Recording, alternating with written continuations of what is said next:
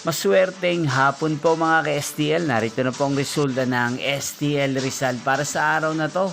Second draw, March 16, 2026. Araw ng Lunes. Naway ang mga natayain nyo pong mga numero kanina ay manalo nawa ngayong hapong ito.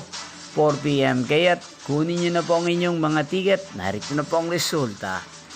Ang mga numerong nanalo sa STL Rizal ngayong hapong ito, March 16, 2026, 4 p.m. Second draw result, 10 at 4 in exact order. Again, 10 at 4. At ngayong hapong ito sa STL Rizal, atin pong i-shoutout si Ate Hazel ng Rizal na araw-araw pong nanonood sa channel na to.